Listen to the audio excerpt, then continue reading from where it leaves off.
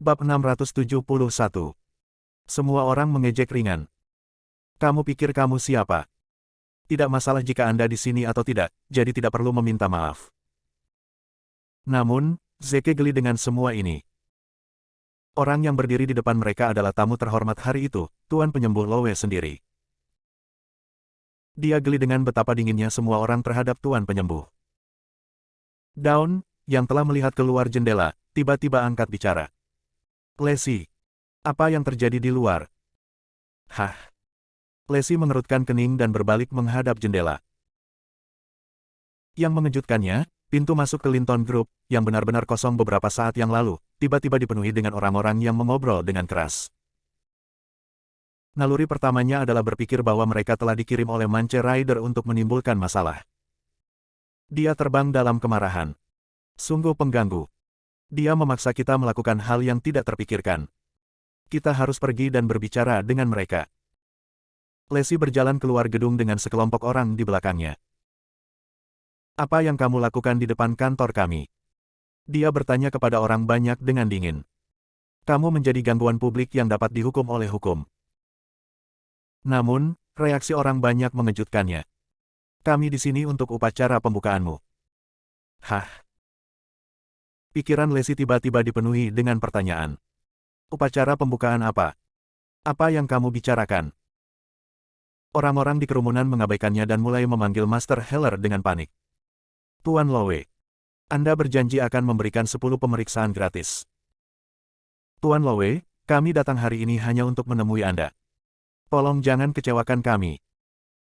Tolong selamatkan saya, Tuan Lowe. Keluarga saya membutuhkan saya. Tuan Penyembuh mengangguk. Jangan khawatir.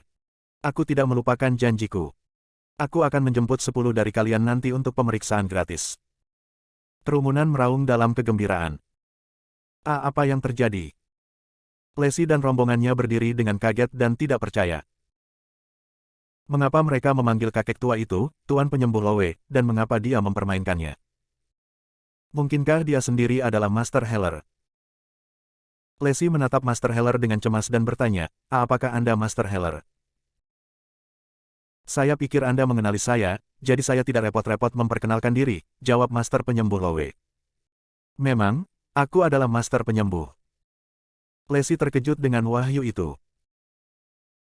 Merupakan kehormatan besar bagi tabib legendaris untuk menghiasi upacara pembukaan mereka dengan kehadirannya, tetapi mereka telah memberinya sikap dingin.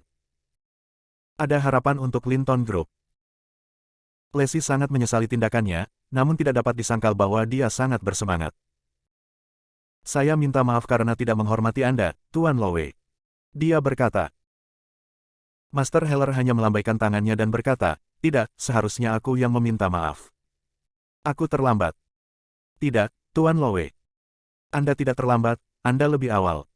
Lesi berkata dengan tergesa-gesa. Hei, di mana lentera kita? Di mana panggungnya? Bagaimana dengan spanduknya? Dia bertanya, berpura-pura melihat sekeliling dengan bingung. Nona Hinton, Anda baru saja menyuruh kami membongkarnya. Staf itu mengingatkannya. Cepat, pulihkan mereka. Kita harus memulai upacara pembukaan kita secepat mungkin. Kata Lesi cepat. Sementara itu, Daniel gelisah karena kegembiraan. Dia tidak akan pernah bermimpi berada dalam jarak sedekat itu dengan Tuan Penyembuh sendiri. Daniel mencoba mendekati Tuan Penyembuh Lowe dan memulai percakapan, tetapi kata-katanya tersangkut di tenggorokan setiap kali dia melirik lelaki tua itu. Dia tidak memiliki keberanian untuk mendekati Master Heller. Menyaksikan keraguan Daniel, Zeke memutuskan untuk campur tangan. Pak Lowe, perusahaan kami masih membutuhkan konsultan medis. Apakah Anda tertarik? Tentu saja.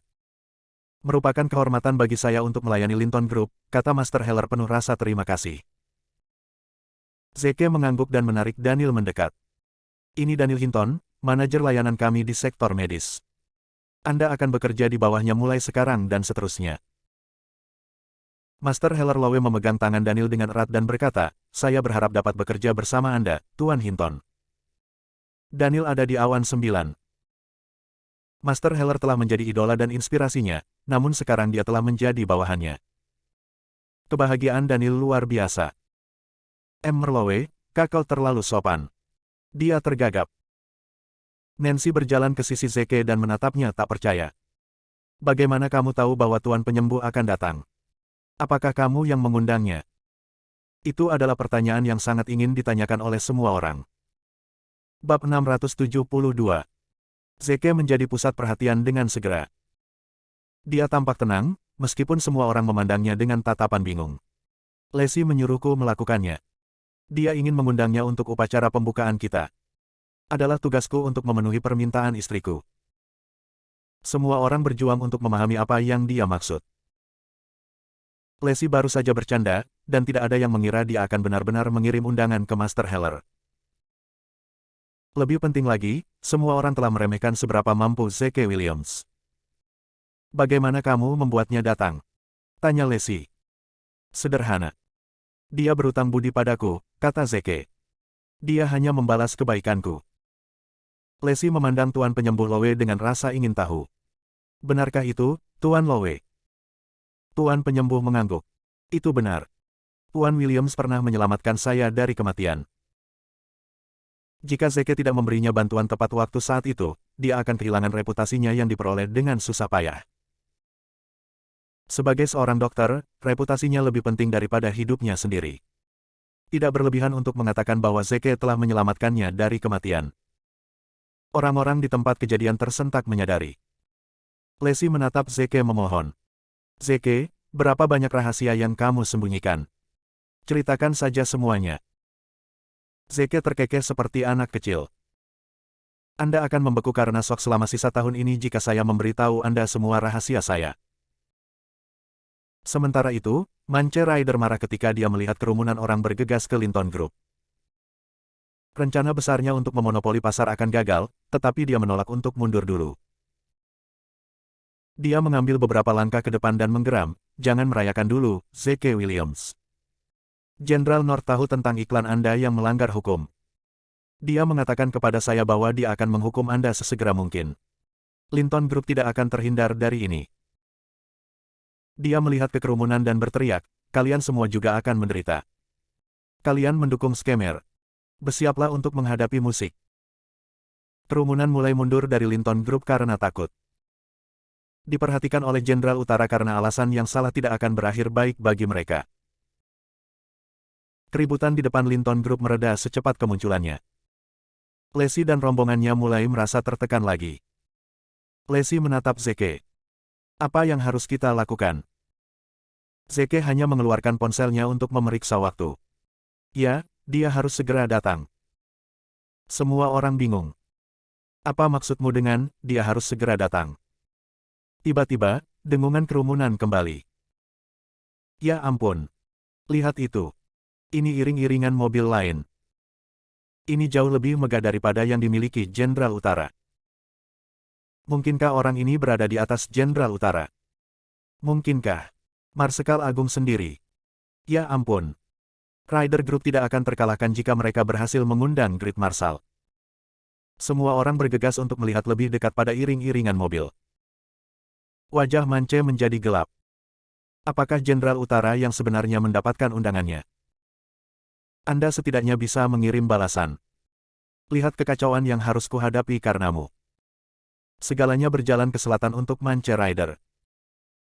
Dia pergi menuju Jenderal Utara dengan telepon menempel di telinganya. John. Sembunyikan Jenderal Utara palsu. Yang asli ada di sini. Iring-iringan mobil melambat hingga berhenti di depan Rider Group. Ratusan tentara bergegas keluar dari kendaraan mereka.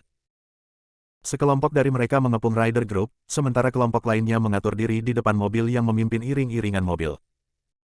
Silakan turun, Jenderal Utara. Bahkan langit tampak bereaksi terhadap gemuruh keras suara para prajurit. Semua orang terkejut. Jenderal Utara.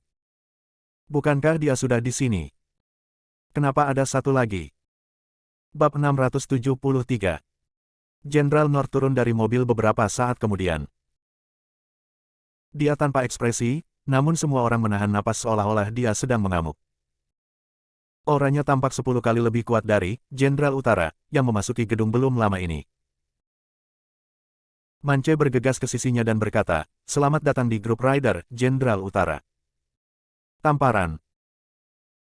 Yang membuat semua orang ngeri, Jenderal North mengangkat tangannya dan menamparkan pipi Mance. Itu membuat Mance terbang ke seberang jalan, hampir pingsan karena benturan. Orang-orang di kerumunan itu bingung. Bukankah Mance Rider mengundang Jenderal Utara untuk menghadiri upacara? Kenapa dia ditampar? Suara mendengung menguasai pikiran Mance. Oh tidak. Apakah dia mengetahui tentang Jenderal Utara palsu? Meski begitu, dia berpura-pura tetap tenang dan bertanya, "Mengapa kamu menamparku, Jenderal?" "Menamparmu? Kuharap aku bisa membunuhmu sekarang juga." Jenderal North mendengus. "Bawa dia ke sini." Pintu mobil di belakangnya terbuka, dan dua tentara muncul dari sana, sosok laki-laki yang patah disangga di antara mereka berdua. Mance menggigil melihat pria itu, dan udara mulai berbau seperti amonia. Dia telah membasahi dirinya sendiri karena shock. Pria itu tidak lain adalah Scorpio, tentara bayaran yang dia kirim untuk membunuh Zeke beberapa hari yang lalu. Dia lumpuh dari kepala ke bawah sejak Zeke mematahkan tulang punggungnya menjadi dua. Ketika Scorpio menghilang, Mance mengira Scorpio telah mengkhianatinya. Hal terakhir yang dia harapkan untuk dilihat adalah Scorpio menjadi tawanan Jenderal Utara. "Mengapa Anda membiarkan diri Anda tertangkap, demi Tuhan?" Merekrut tentara bayaran secara ilegal adalah kejahatan yang dapat dihukum mati. Rahasia melarang perekrutan dan pengiriman tentara bayaran secara hukum, tidak peduli apa misinya. Jenderal North berteriak. "Kamu tidak hanya melanggar hukum, tetapi kamu juga mengirim tentara bayaran untuk menimbulkan masalah. Kamu pantas mati." Mance hampir pingsan karena teror yang menggerogoti hatinya. Tiba-tiba, tentara lain berlari ke Jenderal Utara dan memberi hormat padanya. "Tuan, ada seseorang yang menyamar sebagai Anda di dalam gedung. Kami telah menerima banyak laporan dari warga sipil, dan kami dapat memastikan bahwa itu benar." Itu membuat Jenderal Utara semakin kesal. "Itu dia. Kamu tidak bisa lepas dari hukuman mati lagi. Aku sedang mengajukan kasus tingkat SSS terhadapmu. Kirim dia ke pengadilan militer." Mance mulai panik. "Tidak, Jenderal. Saya tidak tahu bahwa dia palsu." Sebelum dia bisa menyelesaikan kalimatnya, seorang tentara di belakangnya membanting gagang senapannya ke kepalanya, membuatnya pingsan. Jenderal North memelototi Rider Group dengan dingin. "Segel gedung itu," perintahnya. "Interogasi setiap anggota staf grup Rider. Aku akan memastikan untuk menyingkirkan siapapun yang terlibat dalam bisnis melanggar hukum Mance Rider." Para Taipan yang menghadiri upacara pembukaan Rider Group mulai panik. Bahkan jika mereka tidak bersalah, menarik perhatian Jenderal Utara yang tidak diinginkan pasti akan mempengaruhi bisnis mereka, dengan satu atau lain cara. Perampok Mance bodoh. Dia membuat kita semua dalam masalah. Emily, di sisi lain, benar-benar ngeri. Sebagai tunangan Mance Rider, dia akan menjadi tersangka utama militer. Lagi pula, dia telah menyelinap keluar dari sel penjaranya oleh Mance Rider sebelum waktunya habis.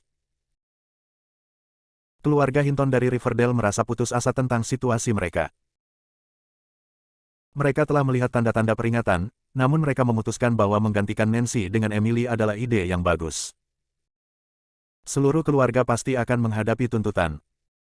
Aaron menoleh ke Michael dan menamparkan wajahnya karena marah. "Kaulah yang membawa kita semua ke dalam kekacauan ini." Melihat bahwa urusannya di sana telah selesai, Jenderal North melambaikan tangannya dan berteriak, "Mundur." Namun, tatapannya mendarat di Linton Group tepat di seberang jalan. "Berapa banyak grup Linton di kota Oakhart?" Dia bertanya. "Apakah mereka berafiliasi dengan Reigns Pharmaceutical?" "Hanya ada satu grup Linton di kota Oakhart, Tuan." Asistennya menjawab. "Mereka memang memiliki hubungan bisnis dengan Reigns Pharmaceutical." Bab 674. Jenderal Utara mengangguk. "Dapatkan saya manajer divisi layanan medis Linton Group." Asisten itu berlari ke Linton Group dan bertanya kepada staf, "Bolehkah saya bertanya apakah manajer divisi medis Anda ada di sekitar?" Jenderal North ingin bertemu dengannya. Staf mulai panik. Mengapa Jenderal North tiba-tiba tertarik pada Linton Group? Apakah kita akan menderita seperti Rider Group? Zeke memandang Daniel dan tersenyum. "Ayah, kamu manajernya. Kamu harus pergi dan bertemu Jenderal North. Mungkin dia ingin memberimu hadiah." Daniel menarik napas dalam-dalam dan memberitahu asisten itu aku. Aku akan senang jika aku bisa keluar dari sana hidup-hidup. Dia bergegas ke sisi Jenderal Utara dengan kaki goyah. Senang bertemu denganmu, G. Jenderal Utara. Saya Daniel Hinton, T Manager Divisi Medis Linton Group. Dia tergagap. Jenderal North bersenandung menyetujui dan berkata, obat baru yang diproduksi bersama oleh perusahaan Anda dan Reigns Pharmaceutical telah menyelamatkan banyak nyawa di batalion saya. Bagus sekali. Wow. Daniel diliputi kebahagiaan. Dia baru saja dipuji oleh Jenderal Utara. Nenek moyangnya akan bangga padanya. Jenderal North melambaikan tangannya lagi. Ambilkan saya alat kaligrafi saya. Dalam hitungan detik, sebuah meja diatur dengan gulungan, tinta, dan kuas di atasnya. Jenderal North memungut kuas, mencelupkannya ke dalam tinta dan menyapukannya ke atas kertas, menghasilkan kata-kata bisnis sadar dalam huruf besar dan gelap. Dia menyerahkan gulungan itu kepada Daniel dan berkata, terima kasih telah menyelamatkan nyawa orang-orangku. Ini sedikit sesuatu yang ingin aku berikan sebagai balasannya. Daniel hampir bisa menangis karena kegembiraan melihat gulungan di tangannya. Bagaimana ini, sesuatu yang kecil. Ini benar-benar tak ternilai. Itu bisa menjadi jimat keberuntungan Linton Group.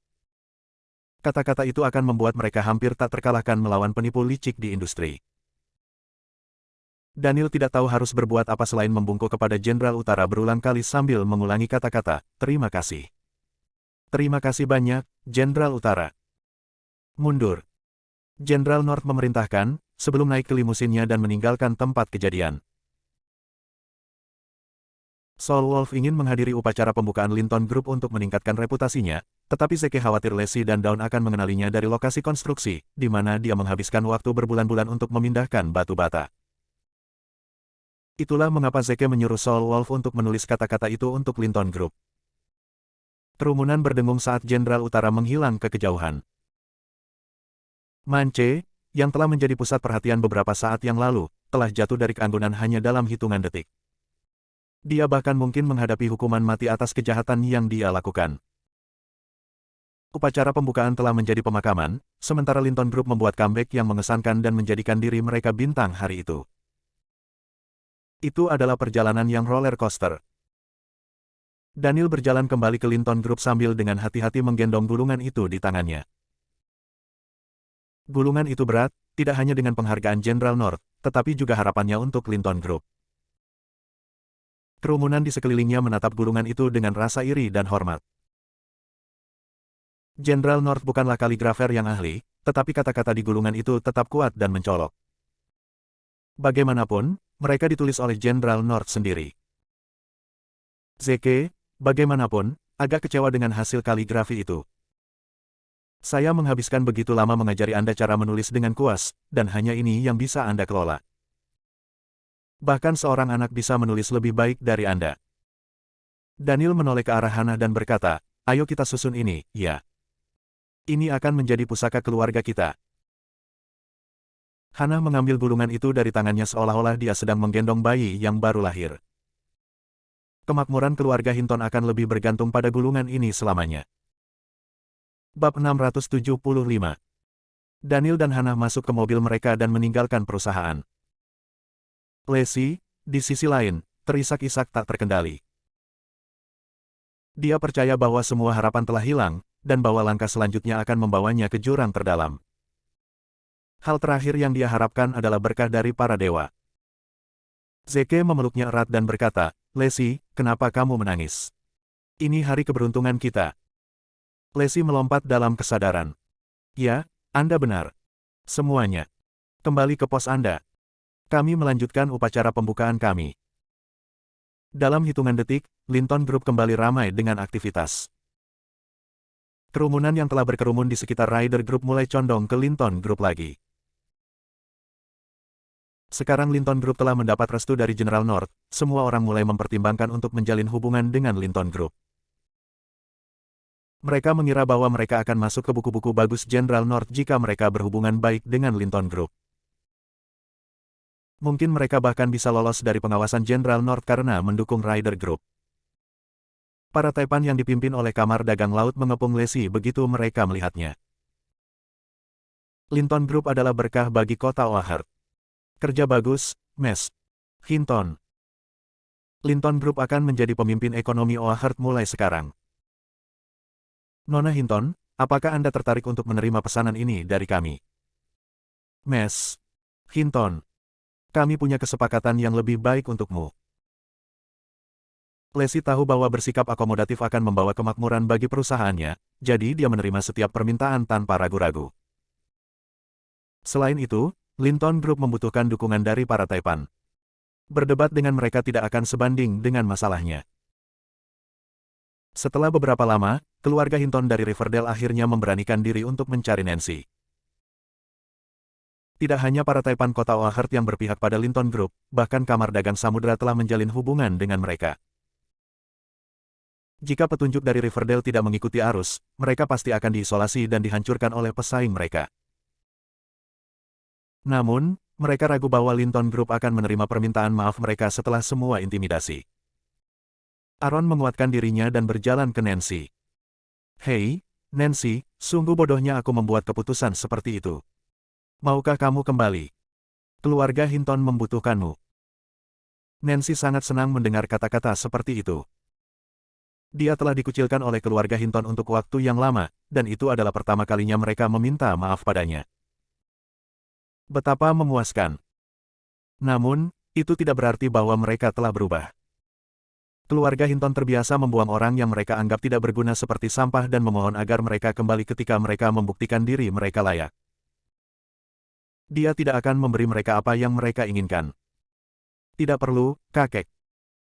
Saya baik-baik saja di Linton Group, jadi saya tidak ingin berganti pekerjaan lagi, katanya dingin. Lagi pula, apa yang akan aku lakukan ketika aku kembali? Buang-buang makananmu. Aaron menjadi merah padam. Dia telah melemparkan kembali penghinaannya sendiri. Tolong, Nancy, kita keluarga. Pasti kamu tidak tega meninggalkan kami mati. Aaron memohon. Tanpa kamu, para Hinton akan menjadi daging mati. Kamu tumbuh bersama kami. Nancy melirik Michael dan berkata, kakek, bukankah kamu menggantikanku dengan Emily? Aku tidak mengerti mengapa aku harus kembali. Aaron berbalik dan menamparkan wajah Michael lagi saat dia menyadari apa yang dia maksud. Michael Hinton. Berlututlah sekarang. Kaulah yang memberiku semua kebohongan tentang Emily. Kau penjahat. Michael berlutut dengan tenang, terlalu takut untuk mengatakan apapun. Apakah dia hidup atau mati setelah hari itu semata-mata tergantung pada suasana hati Nancy. Michael, bukankah kamu mengancam akan membunuhku saat itu? Aku tidak akan memaafkanmu apapun yang terjadi. Nancy menggeram. Jantung Aaron berdegup kencang. Apa? Dia mencoba membunuhmu. Bukankah kau yang menjebaknya untuk itu? Nancy tertawa pahit. Kakek, orang macam apa aku ini bagimu?